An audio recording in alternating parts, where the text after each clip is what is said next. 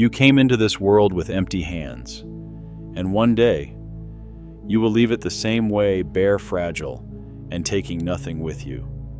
Between those two moments, birth and death, lies a journey filled with wounds, awakenings, and emotions that sometimes were never yours to begin with. You arrived in this life so helpless, and when your time comes to close your eyes for the last time, you won't be any stronger. You cried when you were born, not out of fear, but because your soul already knew. It would feel too much. You weren't sent here to conquer anyone, not to win, not to compete, not to carry hatred in your chest. You came here to feel, to exist as a tiny fracture in the heart of the world, a place where unnamed pain slips through and finally finds its voice. If there's ever been a time when you felt a sorrow with no name, a heaviness that didn't seem to belong to you, a deep exhaustion even when everything looked fine on the surface, then maybe you're not just sensitive. Maybe you're an empath, someone Carl Jung described as a vessel of the collective unconscious, a place where shadow seeks refuge when there's nowhere else left for it to go. In ancient symbolism, you are the storm keeper. You didn't cause the storm, you didn't invite it, but you were born to stand in the middle of it with an open heart and a soul with no filter. You are where broken dreams come to rest. You are the one who hears the silent crying in someone's eyes. You can feel a spiritual earthquake while others are still laughing. And here are the first two signs that you were born as one of them. Sign 1. You have an intuition so sharp it defies logic. You don't need someone to tell you they're in pain. You know. You can feel the shift in a room the moment someone walks in. You see what others try to hide, not with your eyes, but with your awareness. You don't guess. You don't analyze. You touch the truth through a deeper layer of feeling. And because of that, you often find yourself exhausted after even the shortest interactions, even when no one says or does anything wrong, because you're absorbing what others don't even realize they're carrying. Sign 2. You get overwhelmed easily by emotions, energy, and space. A cold stare, a vague comment, a wordless tension in the air. Any of these can feel like being thrown into a fire no one else seems to see. You don't know why that meeting drained you, why a joyful wedding left you depleted, why a casual outing made you come home with a heaviness you couldn't name. You're not too fragile, you're just too open. And no one ever taught you how to close. You don't need to do anything to carry someone else's sorrow, but you still carry it unconsciously. You have no idea that you're absorbing the very shadows others won't acknowledge. And slowly, those emotions become part of you even though they were never yours. Carl Jung once warned, "What is not made conscious will return as fate." If you can't tell which feelings are yours and which belong to the world, you will live your life as a cracked vessel, always full, always overwhelmed, always spilling over with things you can't even name. If you've ever felt like a shelter for things no one else could hold, if you've ever wanted to run from your own feelings and didn't understand why, please subscribe to this channel. Not to seek more answers, but to begin remembering what your soul once knew long before you forgot. But this is just the surface, because when you not only sense the feelings of others, but begin to experience them as if they were your own, that's when you step into the third sign, and that's when you begin to lose the line between me and them. The third sign is not like the first two. It's no longer about sensitivity. It's no longer about intuition. It's about merging, the dissolving of boundaries between self and other, the quiet disappearance of you as you begin to live inside someone else's emotions without even realizing it. Sign 3. You don't just sense other people's emotions, you live in them. Their sadness keeps you up at night. Their anger makes you restless all day. The worry in someone's eyes tightens your chest, even when you have no reason to be anxious. You don't react like an observer. You react as if you are them. And then the questions begin. Why do I feel like this? Why am I angry but don't know at who? Why am I sad when nothing happened? That's when someone else's shadow has crossed the threshold of your emotions and taken up residence inside you. Carl Jung once said, "We do not encounter the shadow from the outside. We become it if we remain unconscious." An empath is a rare kind of being. They don't just feel, they contain. They don't merely react, they absorb. You are the place where other people's shadows come to survive. And if no one ever taught you how to recognize that, you will mistake their feelings for your own. You will live as if you are the one who's broken, when in truth you've just been carrying the pain of others. Sign 4. You feel drained every time you're in a group. It doesn't have to be a big party.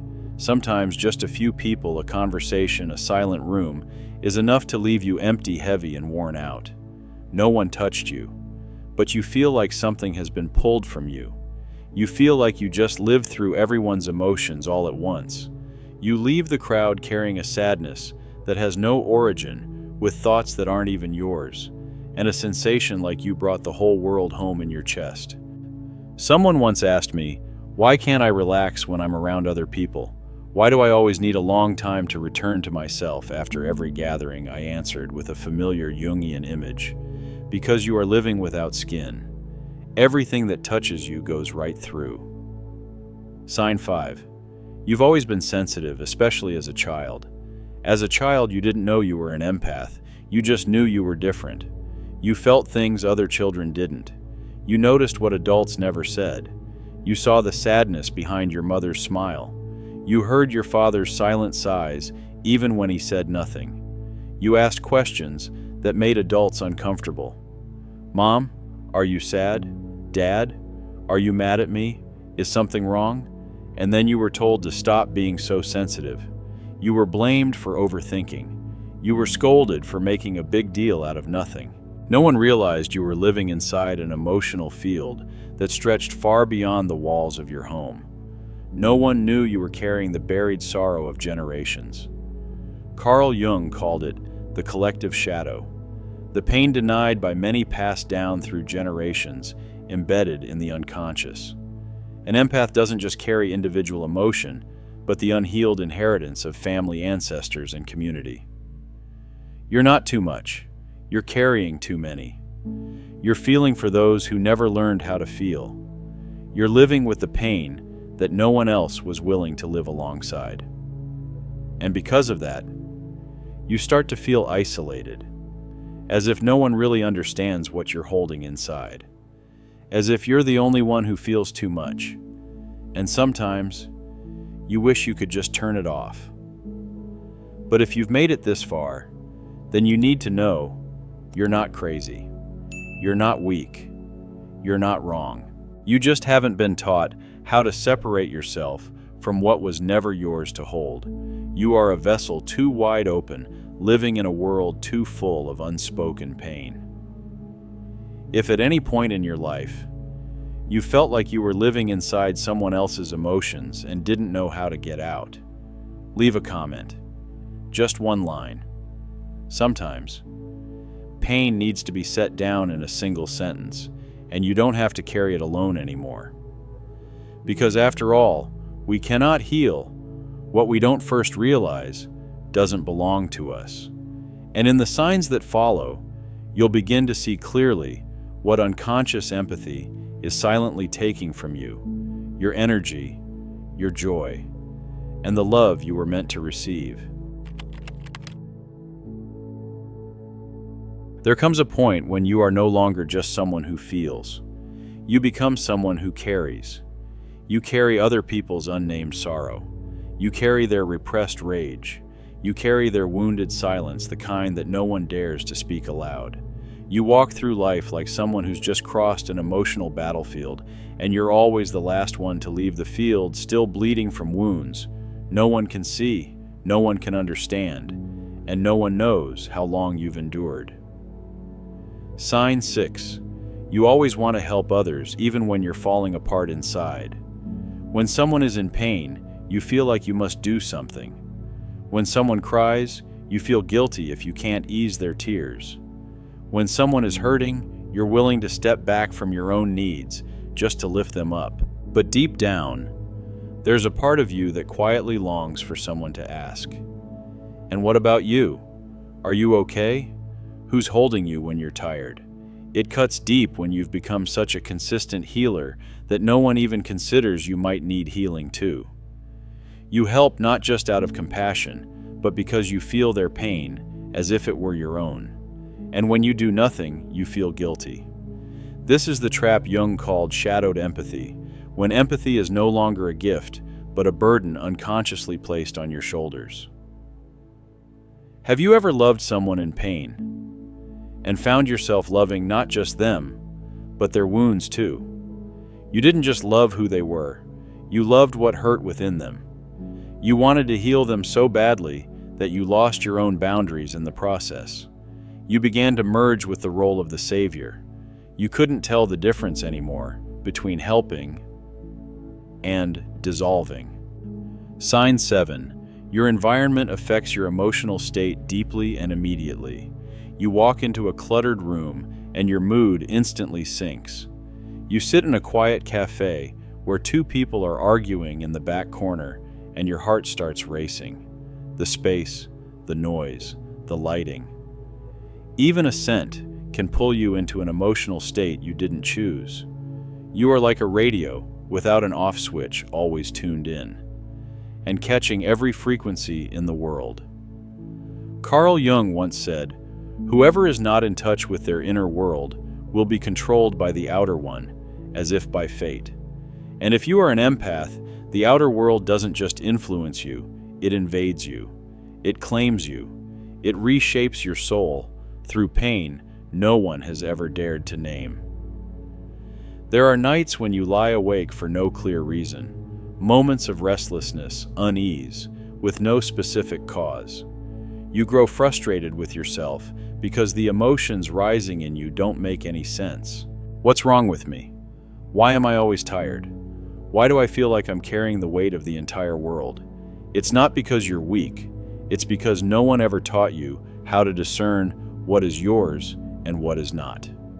Jung once offered a haunting image, a person wandering through the maze of other people's emotions, and when they finally look into a mirror, they no longer recognize their own face.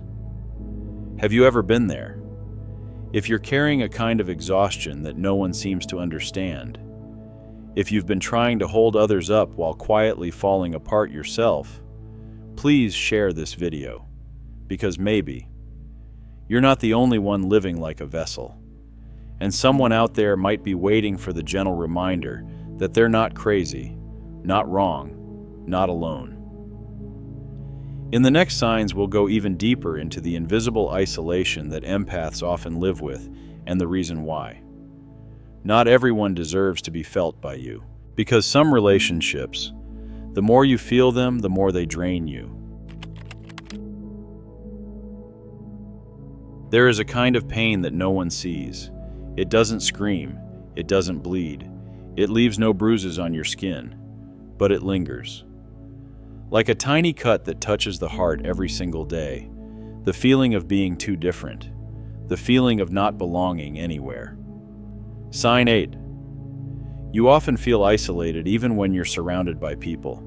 You're not being excluded, you're not being mistreated, but you still feel unseen. No one understands why you're quiet. No one realizes your smile is actually a form of protection. No one notices the soul-level exhaustion that comes from holding the energy for everyone else in the room.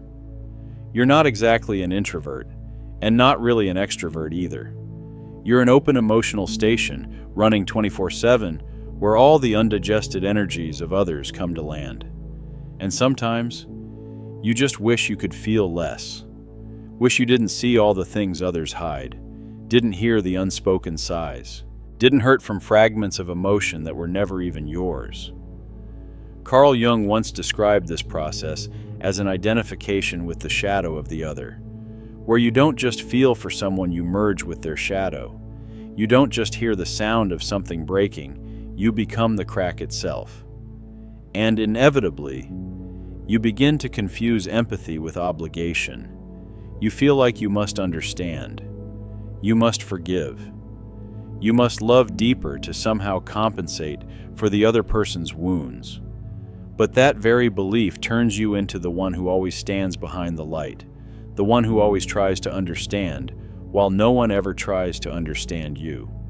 You become the emotionally bigger one, so no one imagines you need holding too. Have you ever been in a relationship where you always excused their pain, so you kept quiet? You sensed the depth of their childhood wounds, so you tolerated more. You believed that if you just loved deeply enough, it would heal them. But the more you loved, the more drained you became. The more you understood, the more invisible you became. The more you empathized, the more you became your own cage. Jung called this empathic possession a state in which the empath is no longer a distinct self, but becomes a vessel for the unhealed wounds of another. You're not helping them feel lighter, you're only making yourself heavier. And so you find yourself lonely not because no one is there, but because you're always the one feeling the most in a room full of silence. You're not lonely because you were left behind, but because no one could reach the depth where your soul was living. If you've ever felt like a soul living on a different frequency than those around you, if you've ever tried to become a healing space for others only to end up completely emptied inside, don't leave. Please stay with this video until the end, because in the final sign you'll understand why your need for solitude was never about running away, but about returning to yourself, restoring your boundaries, and making sure that no one ever gets to live your life for you again.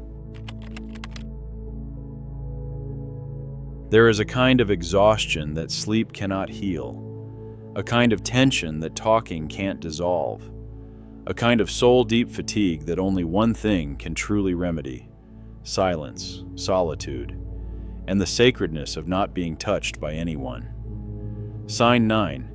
You need time alone to recharge, not because you're avoiding the world, but because the world has gotten too close. Even after a joyful gathering, you're still drained. Even a light, pleasant conversation can leave you needing days to recover. You can love someone deeply and still feel overwhelmed by being near them for too long. It's not because you don't want connection.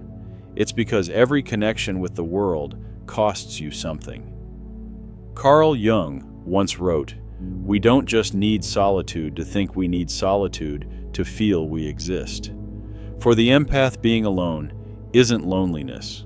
It is a ritual, a closed door through which the spirit returns to itself. It is the place where you can ask, is this feeling mine or someone else's? Did this anxiety begin with me, or did I inherit it unknowingly? You retreat to sort things out, to untangle the threads of emotion that were never yours, to reconnect with the core of who you are, the part the world is always trying to blur. To many, you may seem distant. They think you disappear. They assume you're avoiding people. But what they don't understand is this: you're not retreating, you're saving yourself. You're closing the gates so you don't dissolve into other people's emotional currents. You're protecting the fragile core within the place where your soul quietly resides.